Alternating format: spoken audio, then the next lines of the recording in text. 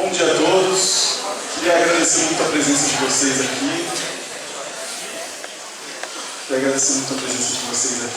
Essa sala lotada a manhã toda, uma alegria grande para o nosso departamento. Então, antes de começar, já queria agradecer todos os meus colegas aqui do Departamento de Humanidades que fizeram um grande esforço para realizar esses dois momentos de reflexão com vocês. Esse que foi agora pela manhã a voz das mulheres na mídia, nas artes e na política. E agora essa conversa que a gente vai ter sobre a crise política e as perspectivas para os direitos e políticas sociais. Então eu queria primeiro contextualizar um pouco para vocês, lembrar um pouco o que essa mesa pretende.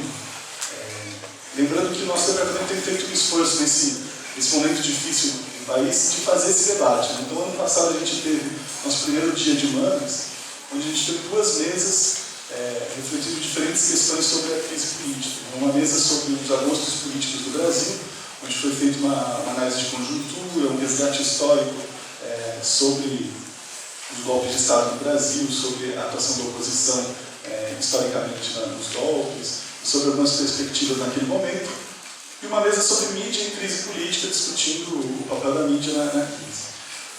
Esse é um novo momento de reflexão. Coloco essa perspectiva para vocês, para lembrar que a reflexão depende de estudo, depende de uma complexidade de temas que não tem resposta simples. Então eu quero tirar um pouco o peso dos nossos honrados convidados aqui de conseguir dar conta de tudo, porque uma crise complexa dessa a gente tem que ir compreendendo aos poucos. E hoje é um momento muito rico da gente pensar nessa conjuntura atual quais perspectivas temos para os direitos sociais e para as políticas sociais no Brasil. O que a gente imagina, o que a gente pode pensar de futuro. Então, para apresentar nossos convidados aqui, primeiro o Lucas Andrietto, ele é economista, ele foi técnico em mecatrônica e mecânica, técnico em mecânica formado pelo Cutuca, ele é economista formado na Unicamp, pessoal de MEC. Ele é economista formado pela Unicamp, tem um mestrado em Economia Social e do Trabalho aqui também pela Unicamp, e está desenvolvendo seu doutorado em Economia. Tem lugar aqui na frente também, para vocês. Ele está desenvolvendo o doutorado dele aqui em Economia na Unicamp, e que vem estudando a mercantilização das políticas sociais, sobretudo da Previdência no mestrado, e vai trazer uma reflexão bem interessante para a gente a partir da perspectiva dele. E o Fernando, alguns de vocês já conhecem também, porque já esteve no Cutuca. O Fernando Antônio da Silva é geógrafo, alagoano, mas aqui não está proibido discutir, tá bom, Fernando? Vocês viram a lei que o Alagoas colocou, mas aqui ainda não está proibido.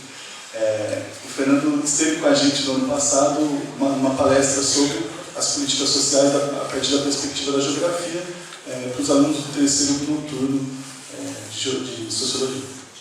E o Fernando, ele é geógrafo formado pela Uneal, estadual do Alagoas, né? E faz seu doutorado aqui na Unicamp, brilhante, sobre uma abordagem super interessante sobre as políticas sociais da perspectiva da geografia.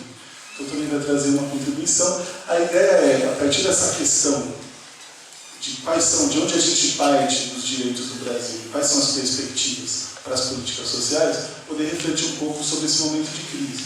Então eles vão fazer falas iniciais e depois a ideia é abrir para as perguntas de vocês. O Douglas está aqui com uns papeizinhos para as perguntas, se alguém tiver vergonha do microfone, quiser formar um pouquinho melhor, pode pegar com ele aqui, senão depois a gente vai abrir para algumas rodadas de perguntas. Tudo bem? Então eu quero pedir uma salva de palmas para os nossos convidados.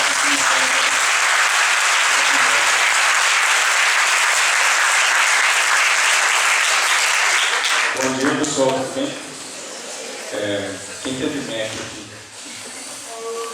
Olha só, bastante isso. Bom, ainda há esperança. Não é brincadeira. Eu queria fazer aqui uma fala que eu espero que tenha pouco de economia, assim, vou explicar o que eu quero dizer. Eu não quero trazer para vocês aqui muitos dados, porque eu acho que a gente tem um volume muito grande deles e a gente pode acessar ele facilmente hoje em dia. Mas eu queria fazer, na verdade, algumas provocações em relação ao tema em particular em relação à ideia de direito social, a ideia de política social, para a gente pensar um pouco como é que a gente chegou até aqui, né? A ideia da mesa é discutir a crise política, não qualquer crise política, mas a nossa crise política hoje. E eu queria começar provocando vocês a pensar em alguns conceitos. Eu sei que vocês já estão bem preparados aqui pelo André e o Observatório de Mídia, então não vou precisar falar muito a esse respeito. E os primeiros dois conceitos que eu queria que vocês usassem para interpretar a crise política hoje, em primeiro lugar, é a ideia de crise em si, o que é uma crise, e o que é uma crise política ou uma crise econômica, que é o que a gente também está vivendo, e o que é um outro conceito, que é o conceito de projeto. Por que esses dois conceitos? Na minha interpretação, e eu queria que vocês criticassem e analisassem a minha fala, a minha interpretação a partir desses conceitos, a gente fala muito sobre crise, mas a gente fala pouco sobre os projetos. Mas eu penso que o que governa mais o futuro das nossas políticas sociais são os projetos e não as crises. Não sei se eu me explico. E como a gente pode pensar a partir desses dois conceitos? Eu não estou aqui sendo rigoroso, teoricamente, nada disso, sabe? São só provocações. A gente fala todos os dias sobre crise. Se a gente fizer um mapeamento das manchetes, etc., a crise está em praticamente todas elas, pelo menos no noticiário econômico e político. E a ideia de crise traz para a gente, ela remete para a gente imediatamente a algumas perguntas. Que tipo de perguntas a gente faz para as crises? Que tipo de ideias vem na nossa cabeça? Que tipo de respostas a gente tem que dar para crises? Imediatamente a gente procura um responsável, eu penso a primeira coisa. A gente procura um responsável pela crise, ou, de outra forma, a gente procura as causas da crise de maneira geral. Então, se vocês procurarem no noticiário de hoje, a gente vai ter, em primeiro lugar, um conflito enorme entre as interpretações sobre as causas da crise. Em particular, o que a gente está chamando de crise política, que é isso que está se desenrolando agora nessa conjuntura mais imediata. Mas, como eu disse, a gente também está vivendo uma crise econômica, que tem causas econômicas, etc. Por outro lado, se eu penso na ideia, se eu penso a partir da ideia de projeto, em primeiríssimo lugar, eu não vejo, em geral, os projetos na mídia. Ou melhor, eu vejo o conteúdo dos projetos na mídia. Mas esse conteúdo, em geral, ele não é apresentado enquanto um projeto. Ele é veiculado de uma outra forma. Em geral, ele é veiculado como uma resposta técnica, neutra ou esclarecida para as crises. Ou não só para as crises, mas para a gestão da política pública em geral. Em todos os momentos. E que tipo de pergunta eu faço para os projetos? Se eu observo as notícias e o que está acontecendo a partir da ideia de projeto. Se eu olho para a ideia de projeto, eu penso em outras coisas. Eu penso em quem comanda o projeto. Eu penso em quais são os interesses que estão contidos ali naquele projeto. E eu penso, sobretudo, em outros projetos. Tudo bem? E outros projetos? Todos os outros, alternativos àquele projeto. E isso me remete imediatamente à ideia de política. Por quê? Se eu mapeio, se eu analiso a partir da ideia de projeto, os interesses que estão aglutinados, juntos, jogando juntos, com uma estratégia definida para a implementação concreta de um projeto, eu penso imediatamente nas resistências a essa estratégia e nos projetos a operar ela. Tudo bem? Então, a partir dessas duas ideias de crise e projeto, a pedido do André, eu queria falar um pouco sobre as políticas sociais. E qual é a trajetória das políticas sociais que a gente percorreu, pelo menos nos últimos 20 e tantos anos, ou 30 anos, e, na minha interpretação, como é que a gente chegou até aqui. Quais os projetos que estão em jogo na trajetória das políticas sociais. Veja, nesse período a gente também teve uma série de crises. E essas crises também impactam as políticas sociais. Então eu queria que vocês pensassem a partir dessas duas categorias, desses dois conceitos, e depois nas perguntas, eventualmente, a gente conversa melhor sobre assuntos específicos, etc., se houver interesse. Tudo bem? Bom, nessa concepção de que existem projetos políticos que estão em disputa a todo momento, projetos que se alteram com o tempo, interesses que pulam de um projeto para outro, que apoiam ora um grupo, ora outro, que adotam uma estratégia que é diferente em cada momento, tem esse tempo do projeto, a temporalidade é muito importante para compreender o movimento geral dele. O que são direitos sociais e o que são políticas sociais? No meu entendimento, pelo menos nessa abordagem que eu acho que é útil para a gente nesse momento, eles são elementos que estão dentro dos projetos, ele tem um papel definido dentro dos projetos. Cada um deles vai ter uma articulação diferente com aquilo que está em jogo ali, os interesses que estão expressos ali naquele projeto. Vou dar um exemplo, para não ficar aqui falando em termos tão abstratos. O que é o sistema público de saúde, por exemplo? Ele é uma forma, uma política pública, uma política social, que concretiza um direito social, que é o direito à saúde, por exemplo.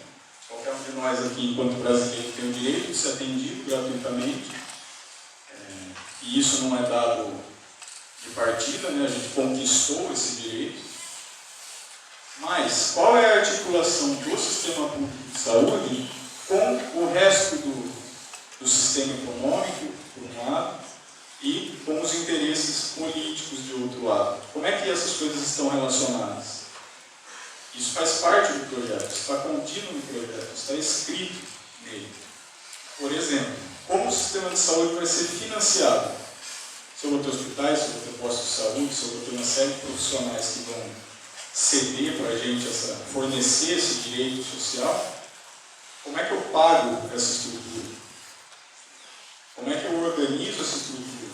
Para quem eu ofereço essa estrutura? Como eu ofereço? Então, tudo isso são noções que estão contidas dentro de uma ideia de projeto. Tudo bem? Essas políticas sociais, por exemplo, a saúde pública, onde é que estão escritas essas regras? Essas regras estão escritas na nossa Constituição, lá de 1988. Faz bastante tempo já. E desde então, essa legislação, esses princípios que estão esboçados ali, eles têm sido reformados, alterados, modificados. É verdade para a saúde, é verdade para a educação, é verdade para a previdência, é verdade para as políticas de transferência de renda, é verdade para o transporte, é verdade para muitas outras coisas. O que eu pretendo dizer aqui, eu penso, a partir da economia, que é a minha área, tem mais impacto na saúde, na previdência, na assistência social, nesse tipo de política, pela estrutura como ela é oferecida. Mas isso também eu penso que se aplica a outras políticas públicas. Por exemplo, questões que abordam a questão racial, a questão da mulher, que vocês discutiram na palestra anterior. Todas essas políticas públicas, a questão da criança e do adolescente, a questão do direito à cidade, tudo isso que está ali de alguma forma foi registrado na nossa Constituição. Então eu queria, a partir do que eu provoquei, dar uma interpretação para vocês. Ou seja, qual é a minha interpretação? Desde 1988, a gente tem uma legislação que define esses direitos sociais e fica esperando que o Estado concretize esses direitos sociais, todos eles. Mas esses direitos sociais, eles não foram escritos ali aleatoriamente, eles foram fruto do projeto. Então, quando eu digo que os direitos sociais são uma conquista, eu preciso ir lá na década de 80 e compreender como é que esses direitos foram conquistados. O que significa estar escrito ali na nossa Constituição que eu tenho direito à saúde. Porque se eu vou para um país, vou dar um exemplo, para a Colômbia, ou para a Bolívia, etc., eu não tenho direito à saúde universal. Isso não está escrito em nenhum lugar. As pessoas não crescem necessariamente com a noção de que você tem o direito, enquanto cidadão, de entrar num hospital e ser atendido, num hospital público, e não ser cobrado por isso. Isso não é uma noção natural, isso é uma conquista social. no meu entendimento. Por que no meu entendimento? Porque existe um outro lado, existem outros lados, mas em particular existe um outro lado que pensa que esse não deve ser um direito oferecido nesse formato. Tudo bem? Então, o que eu pretendo defender aqui é que desde 88, desde antes de 88, mas a partir, sobretudo, de 88, existe um projeto para reformar toda essa série de direitos e fazer com que eles assumam um outro formato, ou deixem de existir, ou criem outras definições. Então, existem projetos em disputa, é isso que eu estou querendo dizer. Eu não pretendo perder muito tempo aqui, mas a gente poderia discutir, por exemplo, como eu disse, como esses direitos foram conquistados na década de 80. Penso que a gente pode deixar essa discussão em segundo plano por enquanto. Mas a gente não pode deixar em segundo plano que, a partir de então, existe um projeto, e eu posso batizar, eu posso rotular esse projeto a partir de diversos nomes, por exemplo, neoliberalismo, talvez seja um bom nome, talvez não.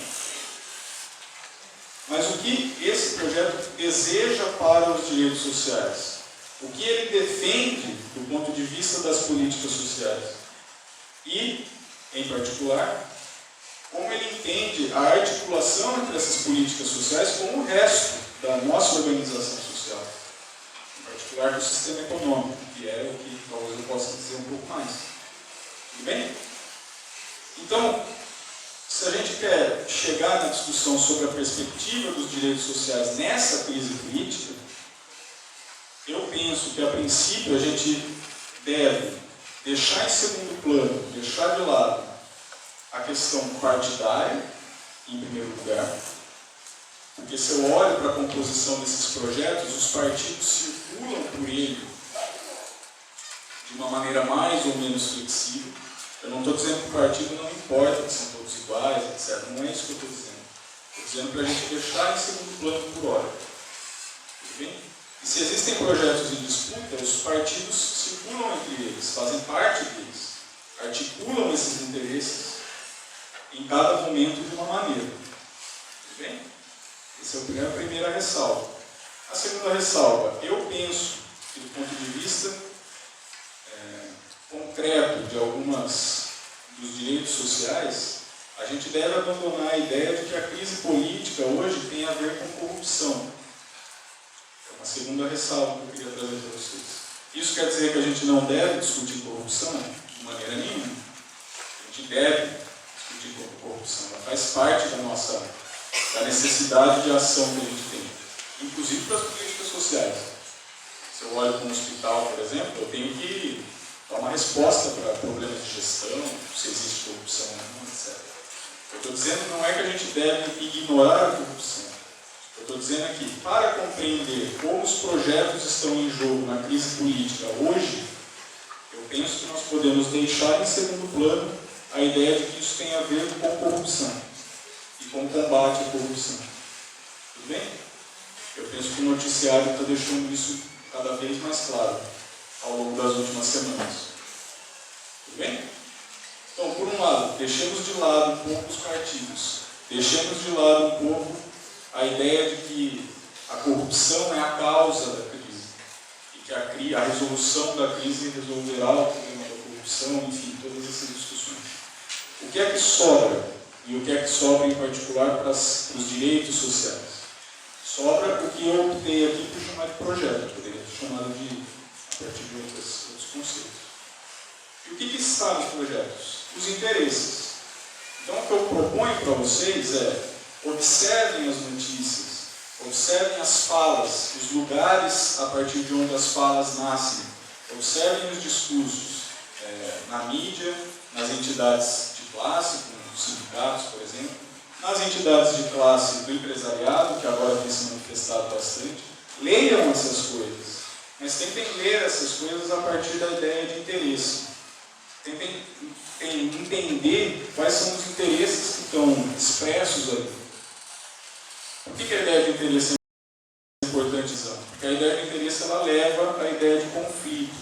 Ela leva à ideia de que a resposta ela não seja um discurso técnico de um economista que pode vir aqui falar uma coisa ou falar outra. Mas não, a resposta ela é resultado desse conflito, de como esse conflito consegue se expressar na realidade. Tudo bem? A ideia de conflito e a ideia de interesse, para mim, traz uma noção que a gente costuma abandonar quando a gente assiste jornal na televisão, etc. Que é a ideia de escolha. A política é feita de escolhas, estratégias, táticas, etc. E quais são as escolhas que nós fazemos? Cada um de nós. Como a gente escolhe se representar, que tipo de coletivo, de grupo, de movimento, de partido eu escolho participar, e sobretudo que projeto eu defendo. Tudo bem? Eu queria que a gente analisasse a crise política hoje a partir desse viés, a partir do viés de que as respostas não estão dadas, em primeiro lugar, e, em segundo lugar, a partir da ideia de que existe um projeto que está em jogo. Sobre as políticas sociais, qual é o projeto que está em jogo? Existem outros, mas eu penso que há uma polarização entre dois. Por um lado, a gente tem um conjunto de direitos sociais que está definido, não só pela Constituição, mas também por uma série de legislações complementares que foi feita depois da Constituição. E eu tenho, por um lado, um projeto que quer reformar essa legislação, não necessariamente destruí-la, mas dar outro formato para essa legislação. E, por outro lado, eu tenho um projeto que é resistir a essas transformações. Estou sendo claro? Existem outros projetos? Existem. É claro que existem. Eles devem existir, inclusive. Bem que eles existem. Mas a polarização, concretamente, se deu em torno dessas duas visões sobre as políticas sociais, sobre a forma como as políticas sociais são organizadas no Brasil. Tudo bem? E onde nós chegamos na crise política atual?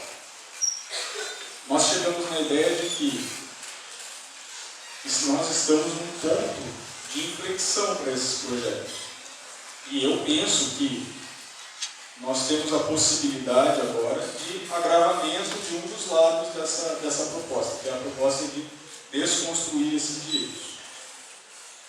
Por outro lado, eu vejo o que a gente pode chamar de esquerda, que a gente pode chamar de...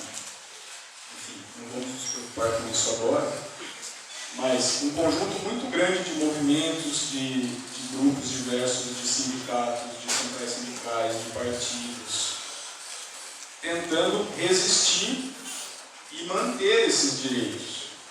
Isso quer dizer que eles necessariamente apoiam tudo que está expresso ali? Não. Isso quer dizer que necessariamente eles apoiam tudo que é necessário para manter aqueles direitos? Todo o sistema econômico como ele está organizado? Não, eu posso pensar em milhares de alternativas. Mas eu vejo hoje, e essa é a minha interpretação aberta à crítica de todos vocês, que aqueles direitos sociais, essa concepção de direito social, que depois a gente pode discutir melhor, ela serve hoje como uma trincheira de resistência. Ou seja, mesmo que aquilo seja um pouco imperfeito, mesmo que aquilo tenha contradições internas, que aquilo se vincule ao sistema econômico de uma forma não ideal, pelo menos na minha concepção, aquilo serve como uma trincheira. Uma trincheira em relação ao quê? Uma trincheira em relação a esse tipo de proposta de reforma. Tudo bem? Eu queria dizer mais uma coisa em relação ao momento atual. Eu não quero que vocês entendam o que eu estou dizendo aqui como se o fato de nós estarmos passando por um processo de impeachment, o fato de nós estarmos num processo de mudança do partido que está no governo executivo federal, é o ponto de virada para a implementação desse projeto. Eu penso que não é. Vou dizer concretamente. Mesmo que nós não tivéssemos esse acirramento particular que a gente teve em 2016, da crise política que culminou no impeachment, coisas como a lei da terceirização, a reforma da Previdência que deve vir, o subfinanciamento da saúde, da educação e o abandono de várias outras políticas sociais, elas já estavam na pauta. Tudo bem? Isso quer dizer que o impeachment não faz diferença nenhuma? Não, não faz. Não quer dizer isso. O impeachment não faz diferença. Desculpa. Mas veja o que eu estou dizendo. Digo de novo. Vamos afastar por enquanto a ideia de que os partidos são tão determinantes para isso. Como esses interesses se articulavam nos últimos 12 anos, se quiserem, nos últimos 14 anos, de 2002 para cá. Tudo bem? Se eu estabeleço como corte a ideia de que o partido é que determina tanto essas coisas, eu tenho que entender como é que esses interesses estavam articulados, mesmo com o PT no poder, se quiserem dizer assim. Eu estou afirmando, esses projetos já estavam na pauta, esses problemas já estavam nos ameaçando, desse lado, não do outro lado. Tudo bem? Então, que diferença faz a alteração do partido no poder executivo federal, não o partido no poder? Eu penso que existem diferenças. Existe uma diferença de ritmo, existe uma diferença da natureza das mudanças. Como a gente conversava ontem, existem diferenças na composição dos ministérios, existem diferenças na possibilidade de resistir a essas mudanças. Tudo bem? Então, o que eu estou propondo para vocês é: pensem, se provoquem. Que tipo de sociedade eu quero? Como eu observo esses problemas? Que tipo de políticas ou direitos sociais eu entendo que são ideais para nós? E como, hoje, concretamente, a gente pode viabilizar esses projetos? Tudo bem? Pensem além do problema da corrupção, pensem além do problema estritamente partidário. Essas coisas elas vão mudando, elas vão se alterando. Mas a solidez dos nossos argumentos, ela está apoiada, ela deve estar apoiada nessas noções. Tudo bem? Pode ser daqui a pouquinho. Eu já excedi meu tempo, obrigado. Eu espero que a gente possa conversar mais aí daqui a pouco.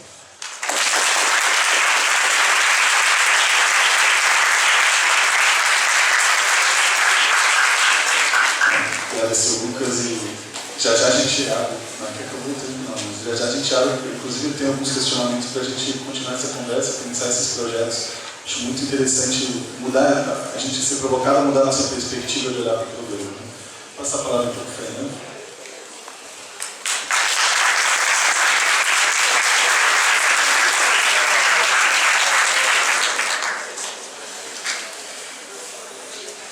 Olá pessoal, bom dia a todos. Obrigado pela apresentação, pelo pessoal da organização.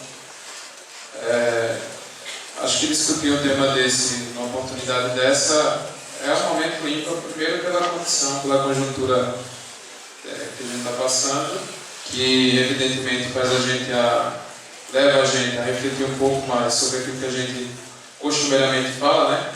Um público como vocês, um público que daqui para frente é a geração que vai estar debatendo, né, essas questões. E eu vou propor aqui a minha fala, dialogando bastante com o que o Lucas falou, mas com um foco específico, que é o foco de que maneira a gente pode ver esse momento a partir da perspectiva da geografia, né? E para começar a conversa, eu diria o seguinte, que qualquer que seja a preocupação em efetivar direitos ou de pensar políticas sociais, ela tem um pano de fundo, que é o projeto, e ela deve ter também, usando a linguagem do Lucas, uma preocupação fundamental, que é como é que esses direitos eles vão chegar à população, independente do lugar, independente da região que essas pessoas elas vivem. E é nisso que tem uma preocupação, um problema geográfico. Quer dizer, como é que o poder político vai se organizar, como é que as políticas sociais vão ser organizadas pensando o cidadão, só que a partir do seu lugar. Tem uma dimensão, vamos dizer assim, geográfica da cidadania. Isso evidenciou o que eu estou propondo, tem uma discussão nesse sentido, que vou procurar trazer para vocês. E a partir disso, a gente pensar o momento que a gente está vivendo, especificamente nas últimas 2 décadas, né? Qual seria a inflexão desse ponto de vista do espaço geográfico da política chegar onde a população está qual seria a inflexão que a gente está vivendo nas duas últimas décadas nesse sentido, né? E pensar também, a partir dessas duas proposições, o que é que está colocado em disputa, o que é que vem se colocando em disputa e como é que isso, de alguma forma, é ressaltado, se posiciona no momento atual da crise política, né? Então, eu vou tentar fazer essa trajetória de maneira muito breve, claro. A primeira coisa para conversar seria, né, em que medida e em que ponto convergem duas dimensões de realidade que a gente está tentando analisar aqui, que é, de um lado, a dimensão político-institucional e, de outro lado, a dimensão geográfica, né? E por que é importante pensar isso, né? Porque o olhar que eu vou tentar dar para essa fala é muito específico da geografia, embora não se considere a discussão do que são as políticas públicas, do que é o político institucional. Bom, consensualmente, a gente entende na geografia que aquilo que a gente deve se preocupar envolve duas dimensões da realidade.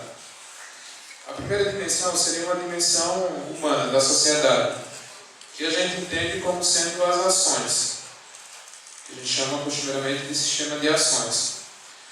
E a outra dimensão seria a dimensão material, né, da sociedade, que a gente chama, para simplificar, de sistema de objetos. E a ideia seria avaliar como é que uma coisa condiciona a outra, né? Como é que o sistema de objetos condiciona o sistema de ações e como é que o sistema de ações condiciona o sistema de objetos.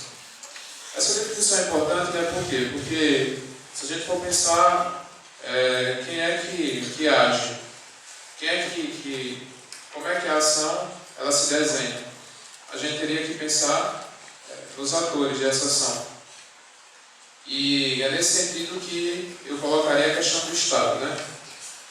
Por quê? Porque se a gente for pensar do ponto de vista histórico, mas voltando bastante no tempo, a sociedade que a gente vive, a sociedade moderna, né, que tem no Estado uma das organizações principais, ela tem do ponto de vista da ação, tem uma especificidade importante, né, que para usar as palavras de um autor, do Amitai Tesiano, ele fala que a sociedade moderna, diferente de ser uma reunião de comunidades, de tribos, é uma sociedade em que há uma batalha, só que essa batalha se dá principalmente por organizações gigantescas. E nessas organizações estariam principalmente as corporações, as grandes corporações, estaria também as organizações que a gente tem, que estão vinculadas diretamente ao Estado, e o Estado como sendo uma das principais organizações, né, dessa sociedade. E esse mesmo autor dá uma indicação importante que o Estado ele se caracterizaria como uma organização entre aquelas em que o objetivo ele é definido numa disputa muito intensa por aquelas que compõem a organização no sentido de determinar qual a sua finalidade. Então o Estado está entre as organizações mais complexas da modernidade. Por quê? Né? Porque,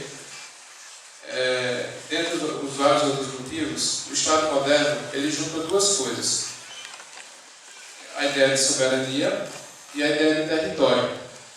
O Estado está posicionado no território específico. Ele é soberano, para resumir a história, ele é soberano no seu território.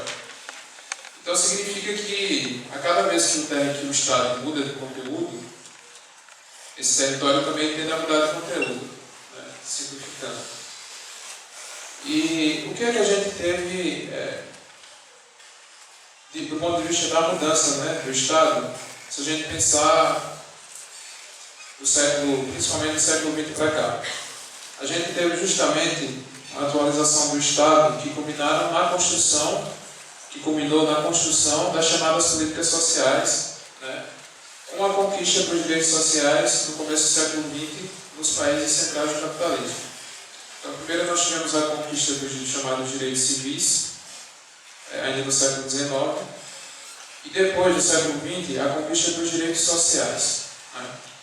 E isso significou, na verdade, uma redefinição do Estado, né? Porque o Estado não é uma coisa que está lá acima da sociedade e à medida que ele muda, ele não pode ser redefinido, muito pelo contrário.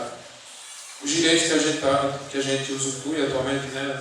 Os chamados direitos sociais, saúde, educação, assistência social, principalmente no nosso país, que são direitos universais, eles têm a ver com a atualização do Estado que se deu da passagem do século XIX para o século XX, primeiramente nos países centrais do capitalismo, na Europa principalmente, né? E como é que essa atualização vai chegar no Brasil? Bom, no Brasil, estou contando de maneira bem simplificada, só para deixar claro como é que a gente pode pensar o momento atual, né? No Brasil, nós tivemos uma sociedade, a construção das políticas sociais, né, que, para usar as palavras do professor Carlos Brandão, nós tivemos a construção de uma ação bastante vertical do Estado em relação à população de baixo, os de baixo, né? Ele chama de baixo, a gente poderia considerar de maneira geral a população pobre do país, e excessivamente horizontal e protetora com os de cima. Ou seja, o que define, o que fundamenta as políticas sociais do Brasil foram, de maneira geral, foram bastante dificultadas de se concretizarem. Por quê? Porque nós tivemos uma ação do Estado durante muito tempo, né, da modernização desse Estado, de 1930, até boa parte quando foi construída a nossa Constituição, em 1988, uma ação autoritária do Estado. Isso impediu de se construir as políticas sociais como haviam sido construídas nos países do centro do sistema, nos países europeus. Ou seja, a participação social que as políticas exigem, né, os direitos civis e os direitos sociais, tiveram especificidades aqui que foram, né, durante muito tempo, de uma forma solapadas pela forma de ação do Estado, pela forma autoritária de ação do Estado, né? E a Constituição de 88, ela representou, desse ponto de vista, uma mudança fundamental. Por quê? Porque ela significou, na verdade, a possibilidade de romper com isso, né? Só que a Constituição estabeleceu, como o Lucas já contou, vários direitos, mas ela não deixou muito claro como esses direitos chegariam até os cidadãos, né? E é a partir disso que a década de 90 e a década de 2000, que a gente pode entender muita coisa do que se deu nessas duas décadas, né? De como a Constituição foi formulada e do que teve de avanço na década de 90 e na década de 2000. Né? E um autor que eu falei para vocês que pensa nesse sentido, que é necessário pensar a cidadania a partir do espaço geográfico, ou seja, de onde tem o direito, né? Vou bater muito nessa tecla, a partir do lugar que eu vivo, do lugar que eu habito, é lá que eu tenho que ter acesso à educação, à saúde, né? Que foi o Milton Santos, que escreveu um livro um ano antes do processo constituinte, né? Em 1987 ele publicou esse livro, chamado O Espaço do Cidadão. E nesse livro, ele defende a ideia que no nosso país nunca se formou cidadão, mas se formou consumidor. E, mesmo tendo em mente a Constituição que estava se esboçando, ele defendeu que a gente precisava ficar alerta em relação a isso. Por quê? Né? Porque ele falou, a luta pela cidadania, ela não se esgota na confecção de uma lei, no caso a Constituição, ou no conjunto de leis aqui, representado na Constituição. Porque a cidadania envolve debate filosófico, que é sempre inacabado. Assim como o indivíduo deve estar sempre vigiando a si mesmo para não se enredar pela alienação, assim o cidadão, a partir das conquistas obtidas, tem que permanecer alerta para garantir e ampliar a cidadania. E é nesse alerta constante que a gente pode ver que a gente precisa ficar dentro daquilo que o Lucas estava falando, da disputa do projeto. Porque, quer dizer, apesar da promulgação da Constituição, que representa uma certa sedimentação de um projeto político econômico, não significa que esse projeto não vai ser disputado. Né? É isso que o Milton Santos está querendo dizer. A partir disso que o Dr. Santos falou, a gente poderia se perguntar o seguinte: será que a ideia que ele defende de que o Brasil nunca formou o cidadão e sim o consumidor valeria para as 2 últimas décadas, né? Principalmente 96 até aqui? Será que valeria? Eu quero, a partir da perspectiva aqui das políticas de transferência de renda, pensar que de fato a questão da cidadania não foi enfrentada, né? Por uma série de questões. Para isso, eu queria pensar com vocês também um pouquinho do que significa a ação, que, retomando o que o Lucas falou também, tem muito com a ideia de projeto. E para isso eu reponho aqui a ideia de uma socióloga, Ana Clara Torres Ribeiro, que no final da década de 90 escreveu um texto chamado Paradigma Administrativo. Eu estou citando os textos para vocês estarem pensando comigo o que eu estou querendo propor. E nesse texto ela defende que a ação do Estado mudou radicalmente na década de 90. Em que sentido, né? No sentido que a ideia de ação ela envolve um desígnio, um projeto. Ou seja, cada vez que você for agir, você precisa se perguntar, né? Literalmente, essa ação que eu estou levando a efeito, ela tem sentido para quem? Ela tem sentido para mim? Levando isso para o Estado, a pergunta seria, né? Os fundamentos que informam a ação do Estado, a maneira como o Estado age, tem sentido para quem? Principalmente na década de 90 e na década de 2000. Então a autora ela vai afirmar que nisso que ela chama de paradigma administrativo, década de 90, que tem a ver com o neoliberalismo, transformou o Estado, em grande parte, em agente para implementar os interesses econômicos mundiais, né? De corporações e agentes transnacionais. E o que foi que isso mudou na ação do Estado, né? Se a gente pensar historicamente no Brasil, até a década de 70 principalmente, havia um certo projeto de nação, de pensar o Brasil com uma preocupação interna, né? Mercado interno, território e tal. Durante a década de 80, quando teve toda a crise que a gente conhece, né, como década perdida, a crise da dívida, se desenhou outra forma de ação do Estado, para essa autora, que é o Estado ele se pautou muito começou a se pautar muito na eficiência econômica, né? Então tem uma questão aí importante que é a eficiência hoje, atualmente, né, o que move boa parte da ação do Estado é a ideia de eficiência econômica, né? E é nesse momento que entra as chamadas políticas de transferência de renda nas concepções do Estado brasileiro, né? Que são programas que se propõem a transferir uma quantidade, um certo valor monetário para as populações, independente de contribuição, mas que, na minha opinião, essas políticas têm a ver com a construção da ideia de pobreza, né? Ou seja, o que a gente entende como pobre hoje no Brasil? Isso se formou muito durante a década de 80 e a década de 90, uma concepção de pobreza muito baseada em indicadores econômicos, né? O IPEA tem uma grande participação nisso, os órgãos de pesquisa, todos os indicadores que a gente vê, né? Índice de desenvolvimento humano, índice de pobreza humana, um monte de indicadores que foram criados durante a década de 80 e 90 para fundamentar uma concepção de pobreza. Isso é para a gente pensar o seguinte, que isso que a gente discute aqui, né, na academia, é muito importante, por quê? Porque o Estado ele age com base em concepções.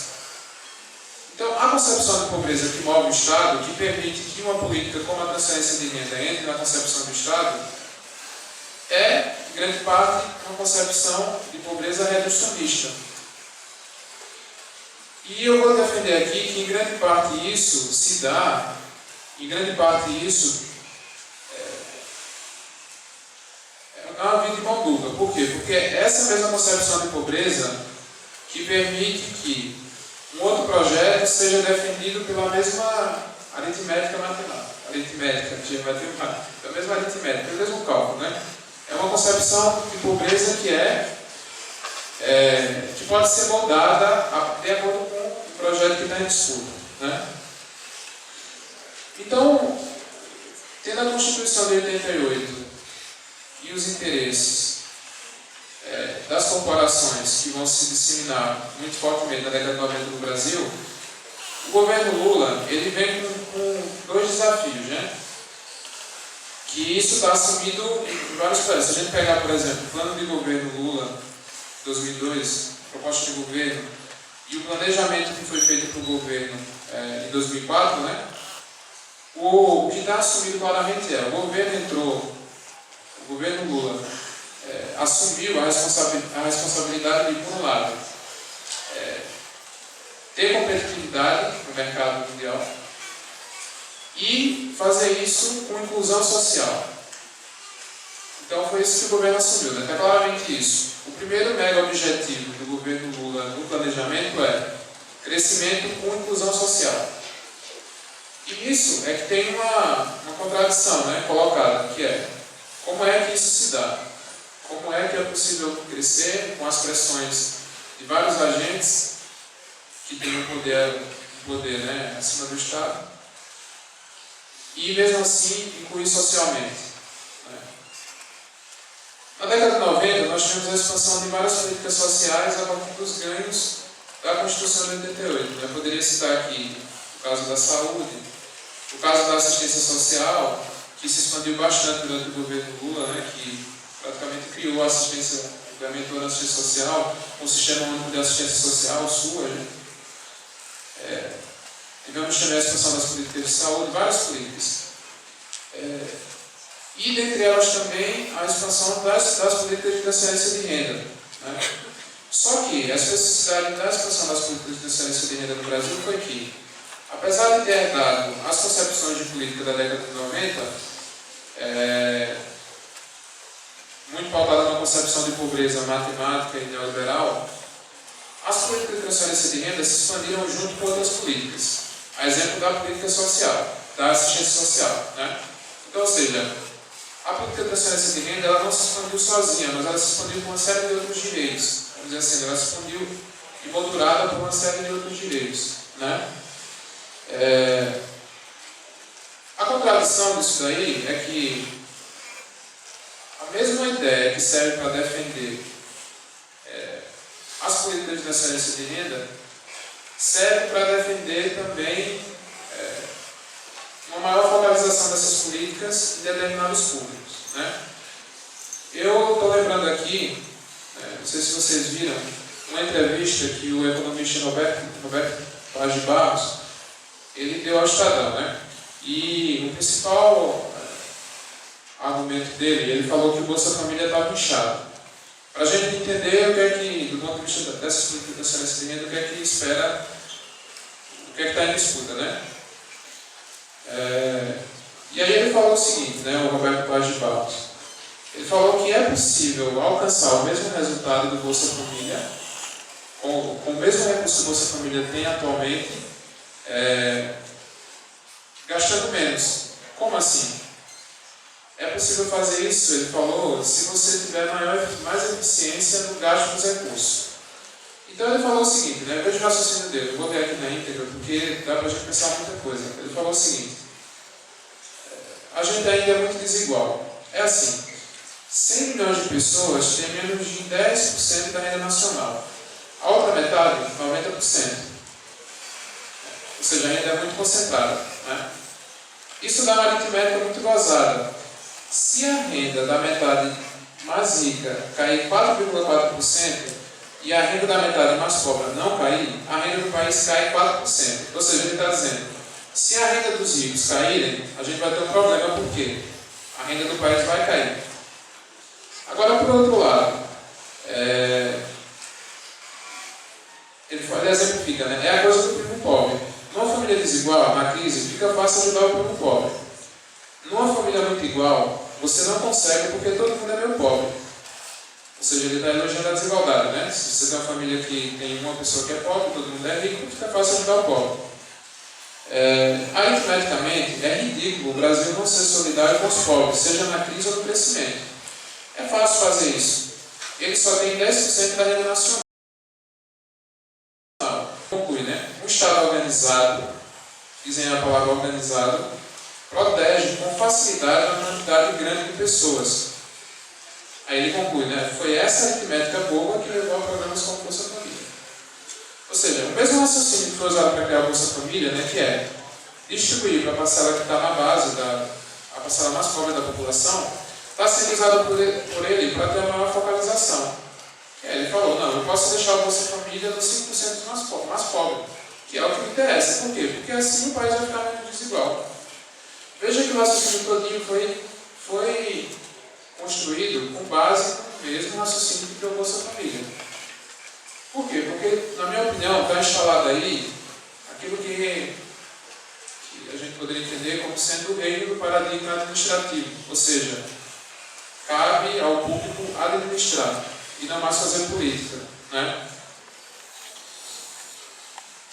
Isso é fundamental, por quê? Porque, como eu falei para vocês, se a gente não pensar, se a gente pegar o mapa do Brasil, né, como é que o Estado foi construído? O Estado foi construído, uma maneira de pensar, né, que eu acho que é importante. Historicamente no Brasil, pensando a dominação do poder do Estado, o mapa do Estado, ele tem todo o território. Né? Agora, pensando da maneira como essas políticas sociais chegam até as pessoas, esse mapa do Estado não inclui todo o território. Só que o Estado, a maneira como ele age, não é uma coisa abstrata, né? Tem interesse por trás e significa isso, depende de quem coloca ali o projeto. E me parece fundamental entender que da década de 90 a gente tem um projetão, vamos dizer assim, maior por trás disso tudo. E esse projetão maior limita muitos projetos menores. Quais são os projetos menores, né? Bom, a gente está numa disputa, exemplificando pelo caso da política de transferência de renda, que, embora tenha efeitos fundamentais na vida da população, é construída com base na mesma aritmética. Então, a gente pensar também que, quando a gente vê os noticiários, quando a gente vê os debates, como é que o discurso que é usado, né, para defender as políticas é o mesmo discurso que é usado para destruir, para defender, advogar uma maior eficiência das políticas, né? Isso ficou muito claro no discurso da votação do impeachment, né? Tirando boa parte daqueles que invocaram as famílias, os filhos e tal, para poder votar, alguns se apropriaram da Constituição. Falaram, não, impeachment não é golpe. Impeachment é golpe, é golpe, é golpe, é golpe. Por quê? Porque, na verdade, a maneira como as instituições e a política ela é manipulada tem muito a ver com o paradigma da ação. Que tipo de ação que esse Estado leva a efeito. Olha, essas questões que eu tenho que colocar para a gente poder debater. Muito obrigado.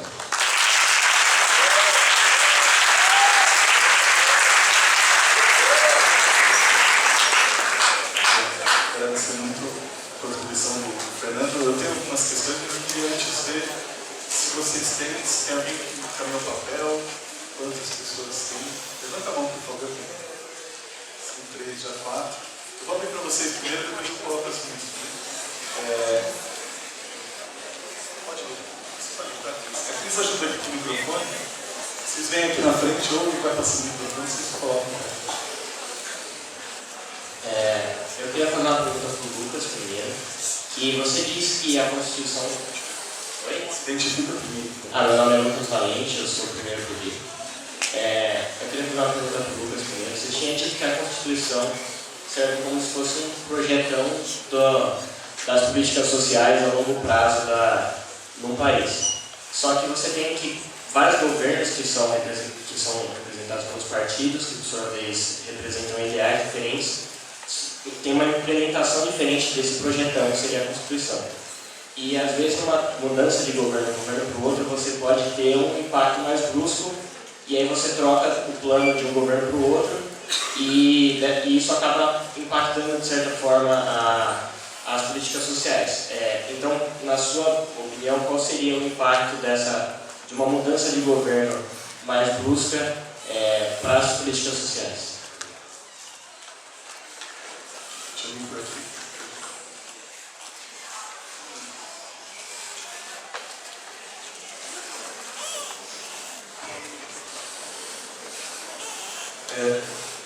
dia, eu sou o Luiz. Eu tenho 3 perguntas breves, uma para cada um e uma para os dois. Primeira pergunta, eu vou fazer as 3 direto, daí vocês respondem depois. Primeira pergunta para o Lucas. Só um minuto. Eu quero saber como a crise da produtividade, a crise industrial do Brasil, a crise econômica, resultou na crise política. Basicamente isso, a infraestrutura por trás disso. E para o Fernando, eu quero saber a respeito especificamente da classe média nessa crise política atual. Porque a classe média foi inserida pelo consumo, ela teve uma inserção de consumo. E essa própria classe média que a gente vê hoje em dia negando alguns direitos sociais importantes. Como a própria classe média, que às vezes foi inserida pelo consumo no governo Lula, ela está negando muitos direitos como a família, como as cotas e tal. Eu queria saber qual é a relação disso, o que aconteceu por trás disso e como esse processo se deu, da inserção do consumo à negação dos direitos sociais, que é um efeito que a gente vê no Brasil muito forte. A classe média é a famosa direita pão com ovo, que a gente fala. E a última é uma questão um pouco mais regional, um pouco mais do estado de São Paulo, mas tem a ver com uma crise política. Eu acredito que os dois conheçam muito bem a FAPESP, ou que a própria pesquisa dos dois seja financiada pela FAPESP. E na semana passada, o nosso excelentíssimo governador Geraldo Alckmin, ele falou que um dos problemas do Brasil é que a FAPESP financia muita pesquisa de ciências humanas. E isso nunca vai resolver o problema do Brasil, porque o problema do Brasil é um problema de engenharia, é um problema de medicina e tal. E eu queria saber a opinião de vocês dois sobre isso, sobre essa última questão. E é isso, são as 3.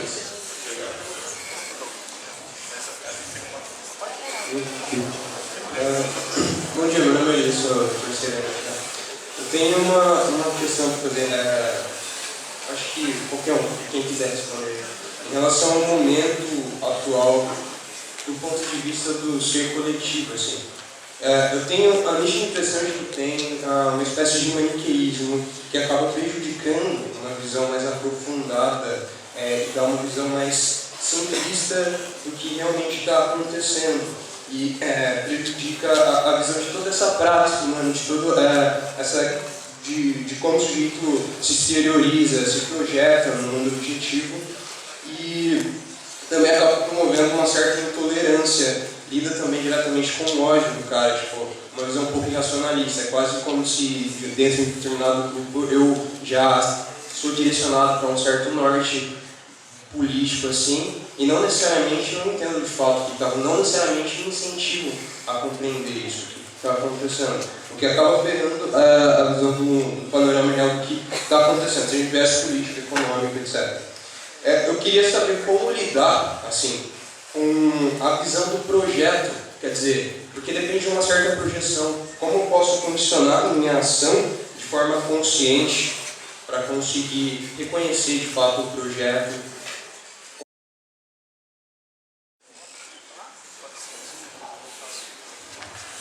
A gente vai fazer 2 blocos, tá, gente? Então agora mais a pergunta do Douglas, eu vou fazer uma provocação, depois a gente abre outro. Meu nome é Douglas, eu ia falar do que ele falou, mas é bem simples. Eu queria só que qualquer um dos dois falasse um pouco sobre o que é direito e o que é um privilégio, sabe? Porque muitas vezes a gente fala do Bolsa Família, algumas pessoas podem interpretar como um privilégio e, sei lá, eu acredito que o Bolsa Família leva as pessoas a terem acesso aos direitos sociais e se é um direito, eu acho que deveria ter.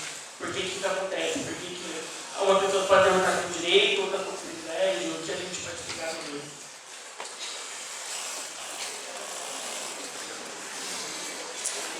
Só para fechar um diálogo, puxar uma questão, que é a seguinte, depois tem uma outra, mas acho que fica claro uma perspectiva meio alinhada até de vocês em relação a que é uma disputa de projetos e que a gente tem que sair do discurso, né, como ele se apresenta, deslocar ele para compreender que é uma disputa de projetos, que é um projeto, segundo Lucas em curso, desde uma tentativa, um projeto de desmonte de alguns direitos desde 88. Eu queria, primeiro para o Lucas, claramente colocar quem são os agentes principais por trás desse projeto hoje, por que e qual consequência o impeachment traria para o aprofundamento ou não aceleração desse projeto. para o Fernando pensar, especificamente pensando nessa cidadania territorial, a ausência de cidadania no Brasil, o que esse projeto também, colocado pela perspectiva da vitória do impeachment, implicaria no seu entendimento para a cidadania territorial, especificamente para o Bolsa Família, que é o que você estuda?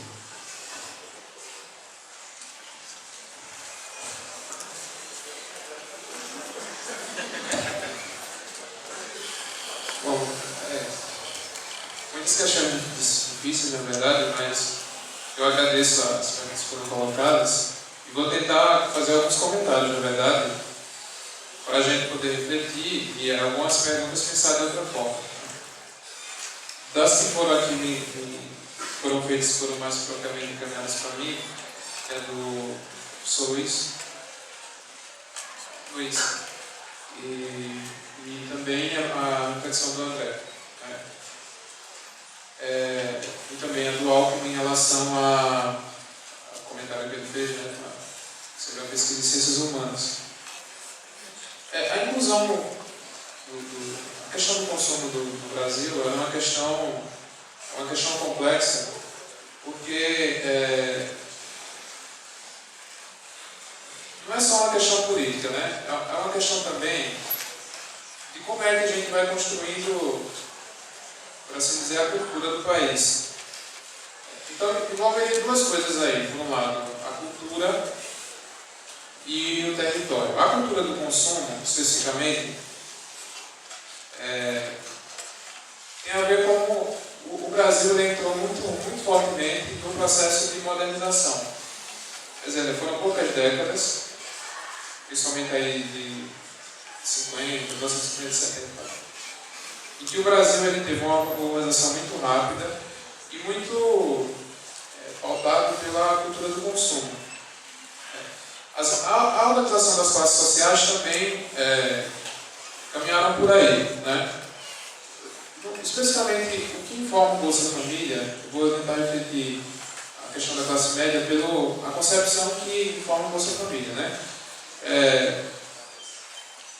Durante a construção dos estados de bem-estar social na Europa, nós tínhamos uma situação favorável, que era praticamente de muitos países de pleno emprego.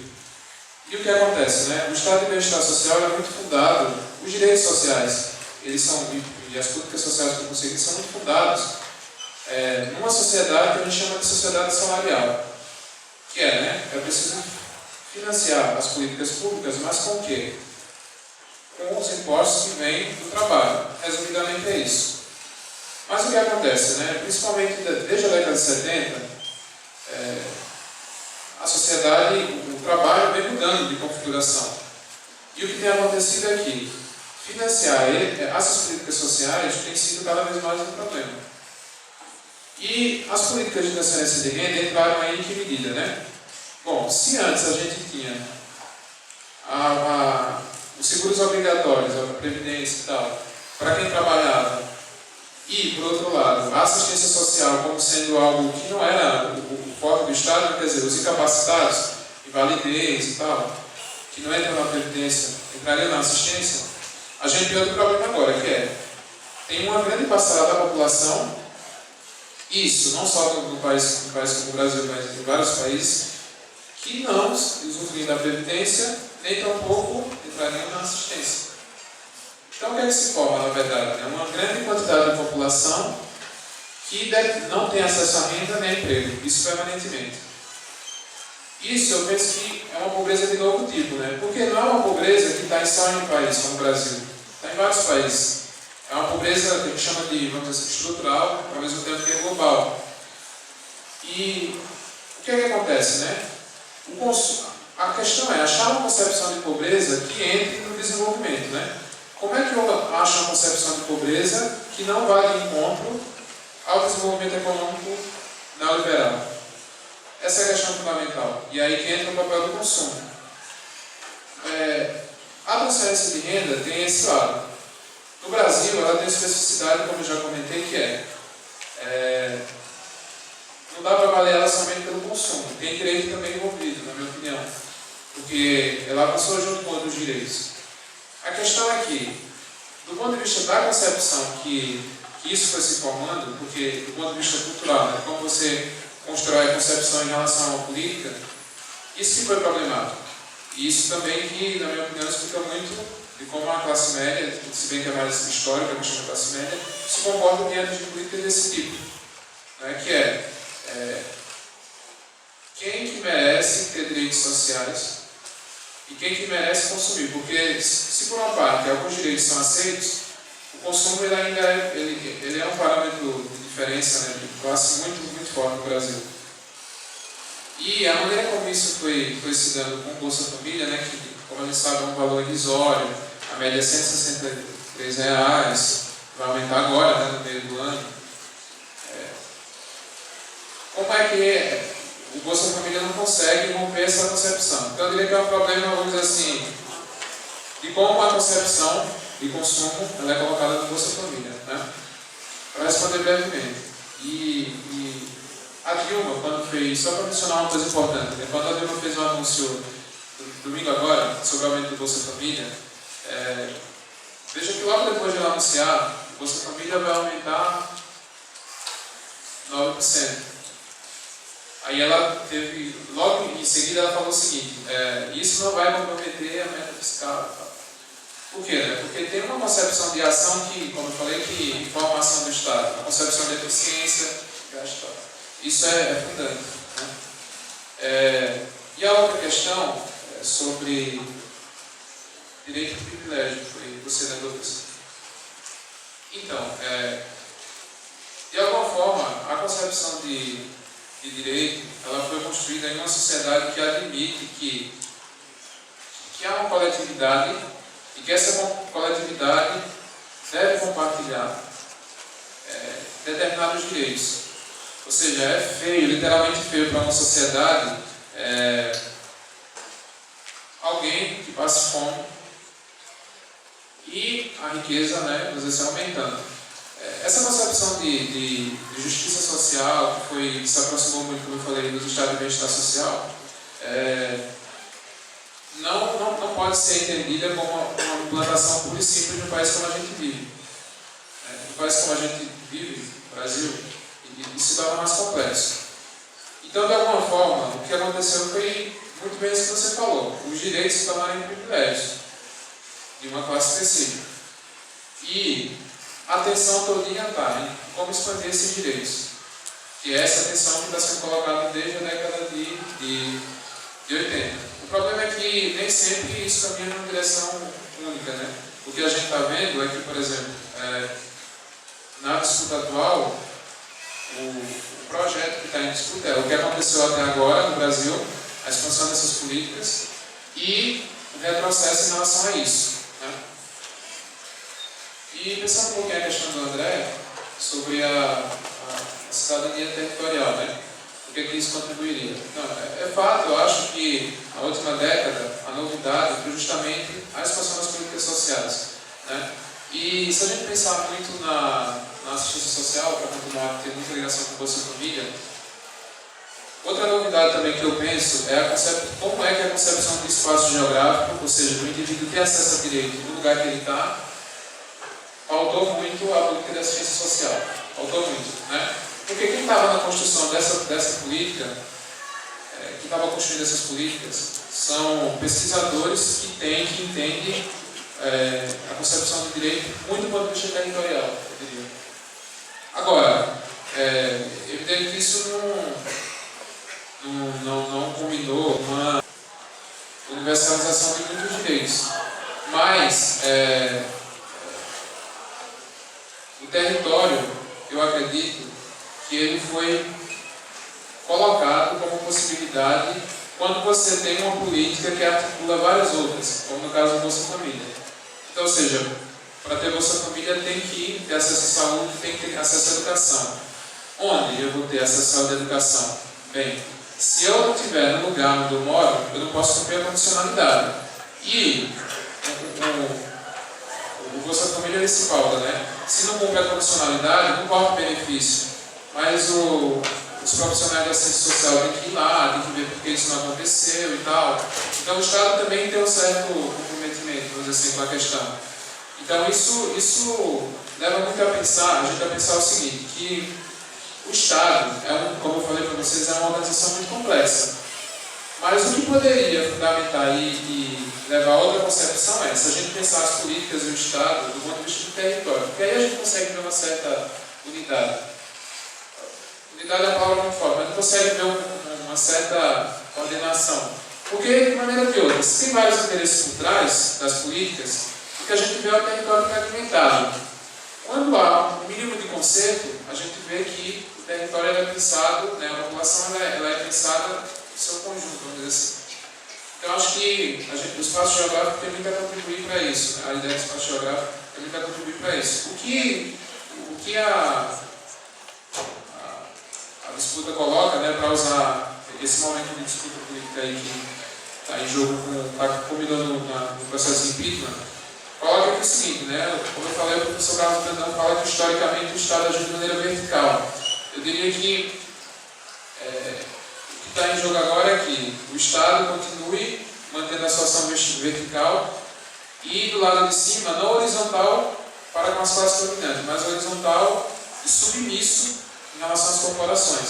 Né? Isso cada vez mais tem se dado da década de 90 para cá, e esse projeto que está em disputa foi o que perdeu, eu acho, na minha visão, que perdeu mais uma vez na década de 2000.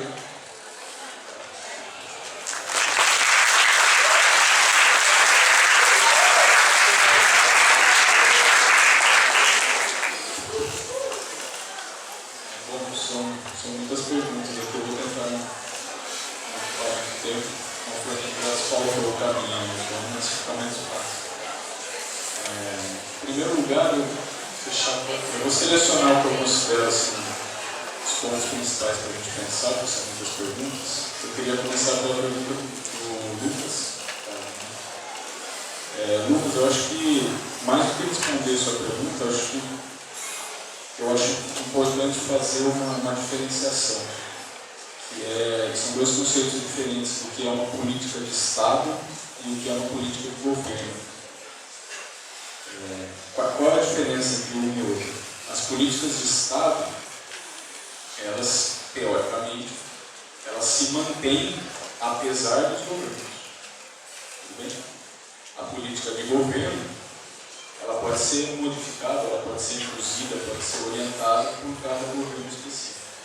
Quando a gente está falando de direitos sociais universais estabelecidos na Constituição de 88, eu estou falando, pelo menos em termos formais, jurídicos, em políticas de Estado. Então, desse ponto de vista ideal, a sociedade se reuniu no Congresso Constituinte, através de representantes, consolidou ali princípios que deveriam orientar as políticas de Estado, ou seja, que não deveriam depender dos governos em cada período do tempo.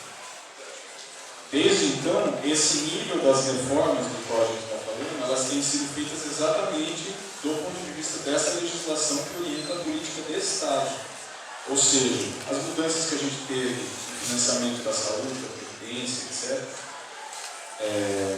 elas foram feitas através de emendas constitucionais, com maioria qualificada no Congresso, 2/3, etc., e foi modificado o texto constitucional. Então, quando eu estou falando de Constituição de 88, eu posso, ora, estar falando daqueles princípios, ou eu posso estar falando da Constituição que rege o país hoje, que é diferente daquela. Já passou por emendas diversas. Perfeito. Além disso, eu tenho uma legislação que se chama infraconstitucional. Ela está abaixo da Constituição. Na verdade, ela detalha, ela operacionaliza, etc. É o que está escrito lá por princípio. Tudo bem? E os governos também podem atuar através de medidas provisórias e outros mecanismos para modificar certos parâmetros das políticas sociais. O Bolsa Família, por exemplo, que se originou de outros programas, etc., nasceu como política de governo. Era uma política específica criada ali pelos governos, agglutinou outros mecanismos, etc. Existia uma intenção de transformá-lo em política de Estado. Para quê? Para que o próximo governante não pudesse fazer o que quer com o Bolsa Família. Por exemplo, eu poderia registrar na legislação que Bolsa Família é um benefício que é pago para tais pessoas com tal valor, que periodicamente é reajustado segundo tais regras, etc. Isso não depende do governo. Ou se o governo quiser modificar, ele tem que passar pelo parlamento, etc. Então existe essa dinâmica institucional. Acho que com isso eu respondo um pouco essa mudança. Você pergunta sobre os impactos da resolução dessa crise política. Eu penso que a gente vai ter um ritmo mais acelerado e mais intenso de ataque à política do Estado, à legislação que rege as políticas sociais nesse sentido. Tá bem? Além disso, eu penso que nós também teremos alterações importantes na postura do governo e, consequentemente, na forma de gerir as políticas de governo, que são próprias daquele período, do próximo período. Tá bem? Eu queria dar um exemplo aqui para responder a pergunta do Luiz Felipe. Você me fala sobre a questão da crise empresarial e da questão da produtividade. Se eu interpreto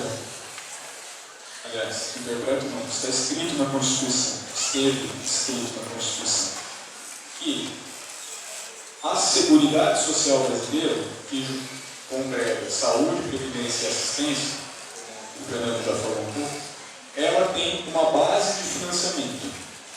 Está escrito lá.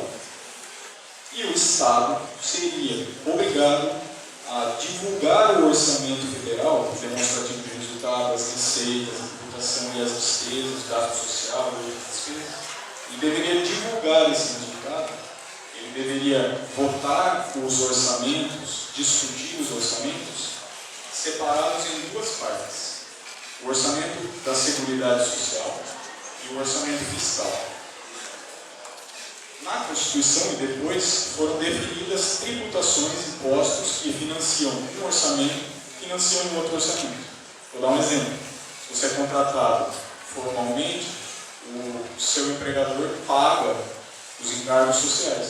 Além disso, a gente chegou a pagar CPMF, as empresas pagam COFINS, que é um imposto sobre faturamento, existem impostos sobre o lucro líquido, existem uma série de impostos que foram projetados, desenhados para financiar exclusivamente os direitos sociais. E existem outros impostos, como o imposto de renda, os impostos indiretos estaduais, enfim, uma infinidade de definições, que foram projetados para financiar o orçamento fiscal. O que é o orçamento fiscal? É o que não é gasto social nesse formato. Então, são investimentos em infraestrutura, são transferências para empresas públicas, são gastos com pessoal do governo, enfim, uma série de outras despesas que o Estado tem que não são garantia de direitos sociais. Isso, que é uma política de Estado definida, nunca foi feito. Desde então, a gente trabalha exclusivamente no orçamento fiscal, no qual tem apresentados todas as receitas, todos os impostos. Bem? Do outro lado, eu tenho apresentado todas as despesas, ou gasto social, em todas as áreas, e o resto dos gastos do Estado. Todos eles.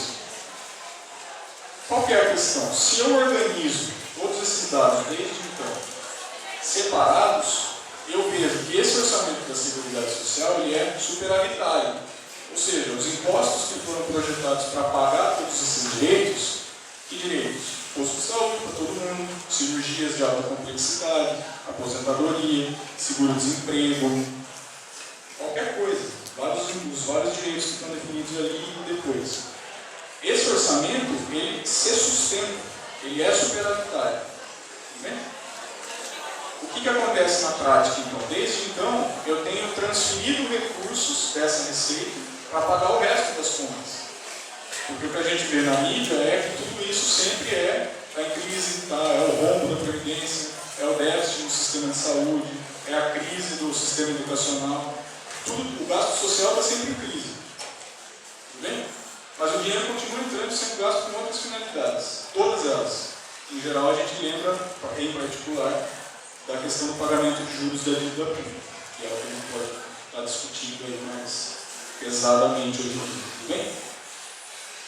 Então, partindo da pergunta dele, caindo na sua, o que é que tem a ver com isso? A indústria, ela é a principal base de financiamento para essas políticas sociais. Quando ela entra em crise, a arrecadação também diminui, entra em crise, entre aspas. Só que, quando eu olho, desde 88 para cá também, mesmo nos períodos de crise, nós tivemos períodos de recessão na década de 90, períodos de crescimento baixíssimo em todo esse recorte temporal, e agora nós estamos há 2, 3 anos praticamente sem crescimento econômico, com queda na arrecadação. Mesmo assim, esse orçamento continua superavitário, porque ele é formulado para colher as receitas da relação salarial, do faturamento, do lucro, de outros tipos de transação, etc. Ou seja, ele é feito de uma maneira diversificada, exatamente para fazer frente a esses períodos de crise. Então, eu queria dizer primeiro isso. O financiamento dos gastos sociais não está em crise. A crise ela é uma invenção. Tudo bem? Do meu ponto de vista. Do ponto de vista de quem defende o outro projeto, a crise é uma realidade prática, que pode ser enfrentada, etc. Enfrentada como? Acabando com esses gastos sociais, reduzindo, encolhendo. Tudo bem? Então, eu estou defendendo aqui a minha posição no debate. Estou aqui vomitando uma verdade técnica, como muitas pessoas querem fazer parecer. Tudo bem? Mas você tem razão em um ponto. A discussão da produtividade ela é central nisso. Porque se o país tem dificuldade de manter o seu sistema econômico ativo, ele também tem uma certa dificuldade de financiar os gastos sociais. O que eu estou dizendo para você é, desde então, isso não se apresentou enquanto um problema concreto, se eu considero as definições da política de Estado da Constituição. Tudo bem? Agora, apesar disso, o empresariado, organizado pelas suas entidades, enfatiza sempre que isso é um problema central. A gente tem que cortar gastos, cortar gastos, cortar gastos, cortar gastos. Depois que a gente cortar gastos, a gente vai cortar mais gastos. Depois que a gente cortar mais gastos, a gente vai cortar mais gastos. Então a produtividade ela é uma questão importante. A competitividade internacional, tudo isso são questões importantes para o sistema produtivo. E também são importantes pela maneira como o sistema é financiado. Só que tem esse porém. Até então isso não se apresentou. Pelo contrário, é tudo isso, inclusive o sistema produtivo, inclusive os empresários que pagam impostos, e estão financiando todos os outros gastos do Estado. A gente poderia estar discutindo a melhoria do direcionamento desses gastos, mas não, a gente está discutindo outra coisa. A gente está discutindo a partir da trincheira manter os direitos, e a partir do outro lado, cortar gastos. Certo? Então é a maneira como eu vejo essa questão. E daí eu já fui no que o André fala. Quem são? Quem são esses agentes? São muitos. Eu penso que um em particular é muito importante, porque ele talvez seja o que diferenciou o período prévio de 15 anos que a gente teve aí, do que vai vir agora, que é exatamente o grupo que pulou do barco, vamos dizer assim. Quem é esse grupo? Esse grupo são exatamente o empresariado, mas em particular os industriais. Tudo bem? Por que ele pulou do barco? Isso é interessante, é uma boa agenda de pesquisa. Entender exatamente quais eram as articulações que ele tinha com o arranjo de poder, no bloco de poder que existia durante os governos do PT. Vale lembrar, por exemplo, que uma figura política como o Estado chegou a ser o queridinho do Lula no certo mandato, e ele era o contato que articulava o interesse do empresariado com o governo. Não é nenhum juízo de valor, é só a maneira como as coisas foram articuladas. Então é interessante entender como é que essas pessoas ficam no quarto. Além disso, além desse interesse especial, que expresso mais fortemente pela Fiesp, mas também por outras organizações, a CNI, a FIERJ, a FIRG, que é do FIRG. Enfim, tem esse particular. Além disso, tem outros interesses que sempre foram contra a Constituição, os direitos, etc. Quem? Vários. Para começar, eu poderia dar um exemplo, o Santander. Eu estou dizendo isso? Não, eles estão dizendo isso. E eles têm interesse no desmonte dessas políticas por vários motivos. Em particular, eu diria, pelo motivo de que eles conseguem, com o ajuste fiscal, com o encaminhamento desses gastos para uma direção diferente dos gastos sociais, eles conseguem uma gestão do seu próprio patrimônio muito mais confortável. Com juros altos, por exemplo, aumento de endividamento, a captura de recursos do Estado, esse tipo de coisa. Tem outros, por exemplo, ele também está interessado em oferecer previdência complementar, assim como várias empresas estão interessadas em oferecer saúde, planos de saúde privado, etc. Bem, então, a gente pode ir buscando os nomes aos dois, os dois que compõem o outro projeto que não é o meu, da maneira como eu escolhi a expressão. Tudo bem? Mais ou menos por aí. Então, eu falei demais, né? Eu só queria fazer um comentário sobre a questão do ambiente que está atrás. Desculpa, eu entendi errado. Que é uma diferenciação que você fez que eu acho muito interessante, que a gente deve sempre ter essa minhoca na cabeça, que é uma visão simplista, que em geral se manifesta nos discursos que a gente consome, ouve, etc., e uma realidade complexa. Existe resposta para isso? Não existe uma resposta. Mas depois, na sua própria fala, quando você foi desenvolvendo a sua intenção, você chegou a falar em intolerância e democracia. E eu queria encerrar a minha fala pensando nesses dois assuntos. O que é a democracia? Vocês tiveram a oportunidade de discutir isso em vários contextos diferentes. Mas eu penso que, assim como o Fernando falou da cidadania, ou seja, a cidadania é uma ideia, o princípio ali é um princípio que orienta a nossa ação, etc. Mas não basta só ser uma ideia, ela precisa ir até o chão, ela precisa chegar até a gente. A cidadania é assim. A democracia também é assim. Ela é só uma ideia. E ela vai continuar sendo só uma ideia. Na minha visão, o Brasil é basicamente só uma ideia, em vários sentidos. E eu penso que a intolerância que te incomoda, por exemplo, os discursos simplistas, elas são exatamente o contrário da democracia, elas são os inimigos da democracia. Então a resposta para o que você está dizendo, como eu me posiciono, que projeto eu defendo, que tipo de coisa eu vou agir para implementar, etc., onde que eu vou canalizar o meu esforço, eu não sei, depende de você. Mas o que eu posso dizer e defenderia veementemente em qualquer situação é: a gente tem que aprender a respeitar o dissenso, a discordância. Porque a democracia ela só pode ser construída quando eu aceito o discurso do outro e o discurso do outro não é capaz de me atropelar de nenhuma maneira. Eu penso que isso não está acontecendo.